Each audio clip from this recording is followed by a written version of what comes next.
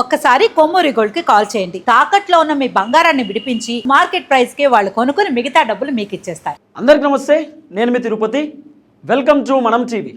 నాతో పాటు senior journalist కట్టా కార్తిక్ గారు కూడా ఈ వీడియోలో జాయిన్ అయ్యారు.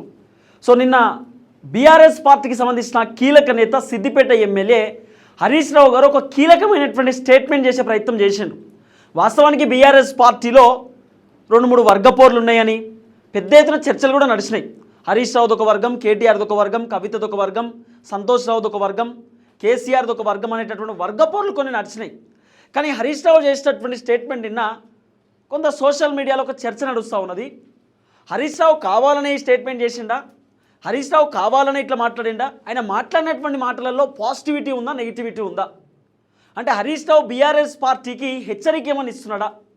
నేను హరీష్ రావు చెప్పిండు, కేటీఆర్కి ఒకవేళ రాష్ట్ర పగ్గాలు ఇచ్చిన కేసీఆర్ ప్లేస్లోకి కేటీఆర్ వచ్చినా సరే నేను స్వాగతిస్తా, కేటీఆర్ మంచి పొజిషన్లో ఉంటే ఆయన కింద పని చేయడానికి రెడీగా ఉన్నా అనేటటువంటి తరహాలో నిన్న హరీష్ రావు కీలకమైనటువంటి స్టేట్మెంట్స్ చేసిండు. మరి హరీష్ రావు చేసేటటువంటి స్టేట్మెంట్స్ వాళ్ళకి సంబంధించిన అనుచరులు విన్న తర్వాత హరీష్ అన్న అట్లెట్లా మాట్లాడింది, అది కరెక్ట్ కాదు కదా, బీఆర్ఎస్ పార్టీకి హరీష్ అన్నే ఇంకొక కన్ను కదా, కేసీఆర్ ఒక కన్ను, హరీష్ ఒక కన్ను, అంటే కేటీఆర్ కంటే సీనియర్ లీడర్ హరీష్ రావు. హరీష్ రావు తెలంగాణ ఉద్యమకారుడు, కేసీఆర్తో కలిసి పనిచేసేటటువంటి వ్యక్తి. హరీష్ రావు కంటే జూనియర్ కేటీఆర్. అలాంటి కేటీఆర్కు ఎక్కువగా ప్రోత్సాహం రావడమైంది బీఆర్ఎస్ పార్టీలో. గతంలో 2023 ఎన్నికలలో కూడా కేటీఆర్ వల్లనే బీఆర్ఎస్ పార్టీ ఓడిపోయిందనేటటువంటి ఒక చర్చ కూడా ఉంటుండే. హరీష్ రావు 2-3 ఎమ్మెల్యేలను గెలిపించుకున్నాడు అనేటటువంటి ఒక అంశం కూడా తెరపైకి వచ్చింది. ఈ మూమెంట్లో హరీష్ రావు నిన్న చేసేటటువంటి వ్యాఖ్యలు ఇప్పుడు సోషల్ మీడియాలో దుమారం రేగుతున్నటువంటి పరిస్థితి. ఈ అంశంపైన చాలామంది రాజకీయ విశ్లేషకులు, సీనియర్ జర్నలిస్టులు కూడా మాట్లాడుతూ ముందుకు వస్తున్నారు. సో ఒకసారి డిస్కస్ చేద్దాం. నాతో పాటు కార్తిక్ అన్న ఉన్నారు, కార్తిక్ అన్నతో మాట్లాడదాం. అన్న నమస్తే. నమస్తే. సో మొత్తానికి హరీష్ రావు నిన్న చేసేటటువంటి స్టేట్మెంట్స్ ఇప్పుడు ఓన్లీ నాట్ తెలంగాణ, తెలుగు రాష్ట్రాలు రెండిట్లో కూడా ఒక చర్చ నడుస్తుంది. ఎందుకంటే ఆంధ్రప్రదేశ్లో కూడా వాళ్ళు బీఆర్ఎస్ పార్టీ ఎస్టాబ్లిష్ చేయడము, జాతీయ పార్టీ అంటూ కొంత ఎస్టాబ్లిష్ చేసేటటువంటి ప్రయత్నం చేయడం. ఇప్పుడు మొత్తం హరీష్ రావుని బీఆర్ఎస్ పార్టీ ఏమైనా పక్కన పెడుతుందా, లేకపోతే హరీష్ రావే బీఆర్ఎస్ కూడా ఏమైనా ఎగ్జిట్ అవుతుందా, లేకపోతే నేను కేటీఆర్ ఒకవేళ అధ్యక్ష పదవిలో ఉన్నా నేను పనిచేస్తానేటటువంటి వ్యాఖ్యాన్ని ఇచ్చిండు. మొన్న జరిగినటువంటి వరంగల్ భారీ బహిరంగ సభలో హరీష్ రావు ఫోటోలు ఎక్కడ కూడా లేదు. మనమే చేసినాం ఆ వీడియో, మనమే చూసినాం కూడా. సో ఎట్లా హరీష్ రావు వ్యాఖ్యలను మీరు ఏ విధంగా చూస్తారు కార్తిక్ అన్న? నిజానికి హరీష్ రావు తనంతట తాను ఏం చెప్పలేదు. హరీష్ రావు రేవంత్ రెడ్డి ప్రభుత్వం యొక్క పాలనా విధానాల మీద ప్రెస్ మీట్ పెట్టాడు. ఓకే.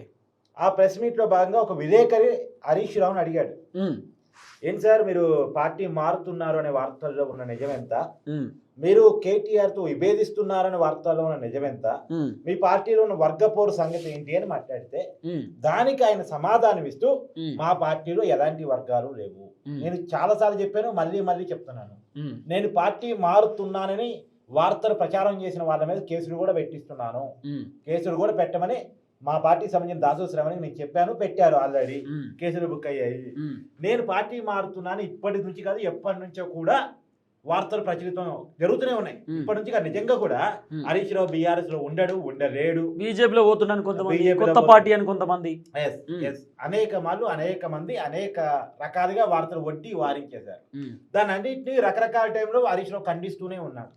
నిజానికి ఎవరైనా చిత్తశుద్ధిని నిరూపించుకోవాలనుకోవటం, అగ్ని పరీక్షను ఎదుర్కోవాలనుకోవటం బాధాకరమే. కానీ ఇప్పుడు హరీష్ రావు చాలా క్లియర్గా నిన్న చెప్పిన మాట ఏంటంటే, మా పార్టీకి స్టిల్ కేసీఆరే బాస్. ఓకే. మా పార్టీలో సెకండ్ బాస్ అంటూ ఎవరూ లేరు. ఒకవేళ మా బాస్గా కేటీఆర్ నిర్దేశిస్తే, కేసీఆర్ కనుక ఆ డెసిషన్ తీసుకుంటే క్రమశిక్షణ గల కార్యకర్తగా నేను దాన్ని పాటిస్తాను, ఒకవేళ కేసీఆర్ డెసిషన్ తీసుకుంటే అనేటువంటి మాట మాట్లాడారు. కాకపోతే ఎవరు అవునన్నా కాదన్నా ఒక చర్చ మాత్రం తెలంగాణ రాజకీయాల్లో చాలా బలంగా ఉంది. ఇప్పుడు కేసీఆర్ అసెంబ్లీకి రావడం ఇష్టం లేక కూడా ఎందుకు అపోజిషన్ లీడర్ని తన చేతిలోనే పెట్టుకున్నాడు? ఓకే. సహజంగా కేటీఆర్ కు హరీష్ రావుకో ఇవ్వాలి అనుకుంటే, కానీ ఇవ్వకుండా తన చేతుల్లో ఎందుకు పెట్టుకున్నాడు? ఒకరికి ఇస్తే ఇంకోరు కోపమనే కారణం కాదంటావా? సో ఈ చర్చ మాత్రం తెలంగాణ సమాజంలో బలంగా ఉంది. ఎందుకు అపోజిషన్ లీడర్ గా అసెంబ్లీకి రాకపోయినప్పటికీ, తనకి ఇష్టం లేకపోయినప్పటికీ, రేవంత్ రెడ్డి తన సమకాలీకుడు కాదని కేసీఆర్ భావిస్తున్నప్పటికీ కూడా ఎందుకు తన చేతుల్లోనే పెట్టుకున్నాడు తనకి ఇష్టం లేకుండా కూడా? అంటే ఒకవేళ కేటీఆర్ కి అపోజిషన్ లీడర్ ఇచ్చాడనుకో, అది క్లియర్ ఇండికేషన్ చేసినట్టుంది, నెక్స్ట్ లీడర్ మా పార్టీ కేటీఆర్ఏ అని క్లియర్ చేసినట్టు అవుతుంది.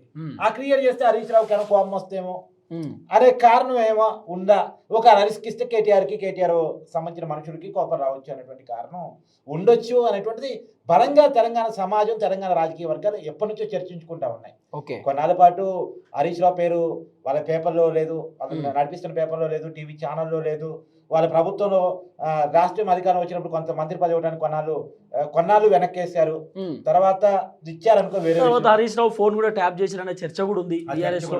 అంటే ఆయన బీజేపీతో కొలాబ్ అవుతున్నాను, బీజేపీతో డిస్కస్ చేస్తున్నాను అని ట్యాప్ చేసిరు అనేది కొంత వినబడినటువంటి విమర్శలు. ఒక ఆశ్చర్యం ఏంటంటే ఇలాంటి ఎన్ని రాజకీయ చర్చలు బహిరంగంగా జరిగినప్పటికీ కూడా హరీష్ రావు పార్టీ మార్పు జరగలేదు.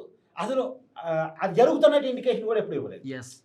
ఏదో బయట జరుగుతున్న చర్చలు తప్ప అవును, హరీష్ రావు ఎప్పుడు కూడా కేసీఆర్తో విధేయుడిగానే ఉన్నాడు.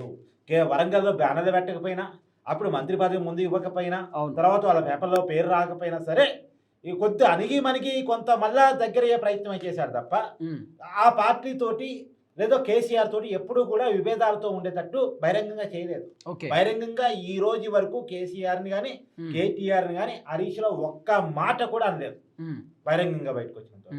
కాకపోతే వాళ్ళ పార్టీలో ఇంటర్నల్ ఇష్యూస్ ఉండవంటే ఏ పార్టీలోనే ఉంటాయి, ఏ పార్టీలోనైనా వర్గ విభేదాలు ఉంటాయి. మరి ఆ పార్టీకి వచ్చే కాంగ్రెస్ పార్టీలో ఎన్ని వర్గాలు ఉండాలి? మొత్తం వర్గమే అన్న, మొత్తం వర్గమే. మొత్తం సరే, కాంగ్రెస్ ఎమ్మెల్యే కూడా వర్గమే కాంగ్రెస్ లో.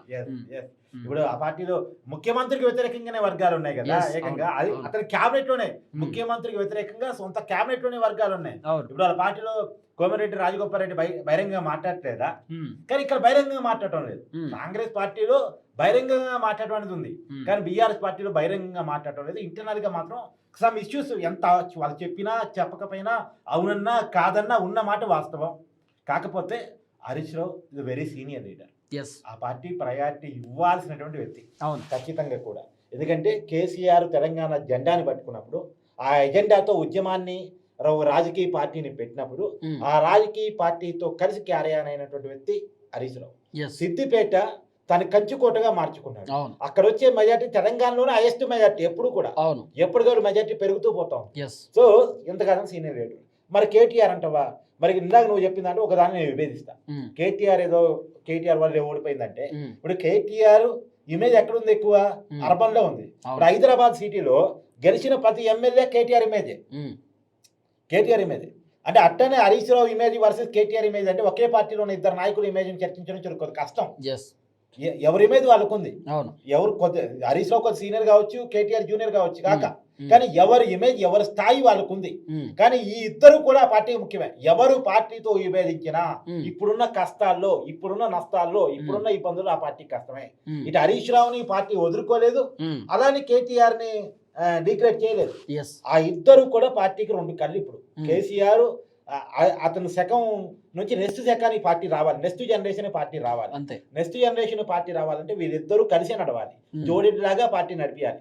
ఒక ఎడ్ల బండికి రెండు ఎద్దులు ఎలా ఇంపార్టెంటో ఇప్పుడు బీఆర్ఎస్ పార్టీకి ఇద్దరు చాలా ఇంపార్టెంట్. ఈ ఇద్దరులో ఎవరిని ఆ పార్టీ డిగ్రేడ్ చేసుకున్నా, వదులుకున్నా, లేదా నష్టపరుచుకున్నా ఆ పార్టీకి నష్టం జరిగింది. కాబట్టి ఆ పార్టీకి ఇద్దరు కూడా కలిసి నడవటం అవసరం. ఆ మేరకు కేసీఆర్ చేసే ప్రయత్నాల్లో భాగమే ఈ రోజు వరకు అపోజిషన్ లీడర్ కేటీఆర్ చేతికి ఇవ్వబోదు.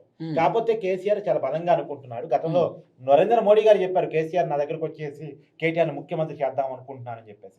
ఖచ్చితంగా నెక్స్ట్ ఆ పార్టీకి కేటీఆర్ చేతుల్లో పెట్టారని, కేటీఆర్ ని ముఖ్యమంత్రి చేయాలని, అది హరీష్ రావు కోఆపరేషన్ తోనే చేయాలని కేసీఆర్ చాలా ప్రయత్నంగానే ఉన్నాడు. మరి ఆ ప్రయత్నంలో సక్సెస్ అయితే మాత్రం నిజానికి ఇప్పుడున్నటువంటి కాంగ్రెస్ యాంటీలో బీఆర్ఎస్ కి మంచి రాజకీయ అవకాశాలు ఉన్నాయి. మరి ఈ రాజకీయ అవకాశం ఇప్పుడు ఒక వార్త ఏంటంటే, నిజానికి రేవంత్ రెడ్డి మీద వ్యతిరేకత ఇచ్చే బీఆర్ఎస్ హైకి పెరిగింది. కానీ ఇప్పుడు కేటీఆర్ వర్సెస్ హరీష్ రావు ఉన్నటువంటి కారణంగా ఆ పార్టీ ఒకళ్ళు ఓన్ చేసుకున్న పార్టీని ముందు నడిపేయడం జరగట్లే. కాకపోతే అనుకోకుండా వీళ్ళకి అదృష్టం కలిసి వచ్చింది. బీఆర్ఎస్ కి రేవంత్ రెడ్డి ఫెయిల్యూర్స్ ఫలితంగా బీఆర్ఎస్ చాలా హైకి వచ్చింది. వీళ్ళు సరిగా ఉపయోగించుకోగలిగితే రాజకీయంగా నెక్స్ట్ బీఆర్ఎస్ కి మళ్ళా అధికారంకి వచ్చే అవకాశం ఉంది కేసీఆర్ మీద. కాకపోతే కేసీఆర్ మాత్రం ఖచ్చితంగా నెక్స్ట్ అధికారం వస్తే రాసి పెట్టుకో కేటీఆర్ నే ముఖ్యమంత్రి చేస్తారు, అది పక్క. సో కేటీఆర్ ఆధ్వర్యంలో పనిచేయడానికి హరీష్ రావు కూడా రెడీ ఉండొచ్చు, రెడీగా అవ్వాలి, తప్పదిగా. అది కొద్దిగా ఆప్షన్ లేదు, వేరే ఆప్షన్ ఉండకపోవచ్చు. ఎందుకంటే కేసీఆర్ ఎంత కాదన్నా తన కుటుంబాన్ని, తన సొంత కొడుకు కాబట్టి నెక్స్ట్ జనరేషన్ తన ప్రమోట్ చేద్దాం అనుకుంటారు. కాబట్టి తను ఖచ్చితంగా కేటీఆర్ ని ముఖ్యమంత్రి పార్టీ అధికారంలోకి వస్తే చేద్దాం అనుకుంటాడు. కాకపోతే అదే క్రమంలో హరీష్ రావుని ఇగ్నోర్ చేస్తే మాత్రం పార్టీకి నష్టం అవుతుంది. సో హరీష్ రావుని కలుపుకుంటూనే కేటీఆర్ కి ప్రమోషన్ జరగాలి. ఆ హరీష్ రావుని పక్కన పెట్టి చేస్తే మాత్రం అది అయ్యే పని. సేమ్ ఇటలైనా ఆశ్చర్యపోయిన అవసరం లేదు. ఇబ్బంది పెడితే ఇంకొక మాట ఏంటంటే ఆ పార్టీలో సరే నువ్వు కేటీఆర్ వర్సెస్ హరీష్ రావు అనే వార్త మాత్రం చూస్తున్నావు, కేటీఆర్ వర్సెస్ కవిత అనే వార్తను కూడా చూడాలి. అవును, ఎందుకంటే ఆమె సొంతగా బీసీ నినాదం ఎత్తుకుని ఆమె ఫైట్ ఆమె ఉన్నారు బిజీగా. సరే ఆమెను పూర్తిగా పార్టీ ఓన్ చేసుకోవడానికి రెడీగా లేదు అనేటువంటి వార్త కూడా వినపడుతుంది. సో ఏది ఏమైనా వీళ్ళందరి మధ్య సయోధ్య కుదిరొచ్చి పార్టీని ముందుకు తీసుకెళ్తే బీఆర్ఎస్ కి లైఫ్ అయితే ఉంది. కానీ వీళ్ళందరినీ కోఆర్డినేషన్ తో ముందుకు తీసుకెళ్ళాలి. సరే అన్ని ఏ కుటుంబంలో అన్నదమ్ముల మధ్య విభేదాలు ఉన్నట్టే ఒకే కుటుంబంలో ఇంటర్నల్ ఇష్యూస్ ఉన్నట్టే పార్టీలో కూడా ఉంటాయి. కానీ దాన్ని కలుపుకుపోయే నాయకుడు వాళ్ళందరి మధ్య కోఆర్డినేషన్ ఏర్పాటు చేయాలి. ఇప్పుడు ఆ పార్టీ ఒక బాధ్యత. అవును. So thank you so much Karthik అన్న. సో ఇది హరీష్ రావు అండ్ కేటీఆర్ సంబంధించినటువంటి ప్రధానమైనటువంటి అంశం. చూద్దాం ఏం జరగబోతుంది.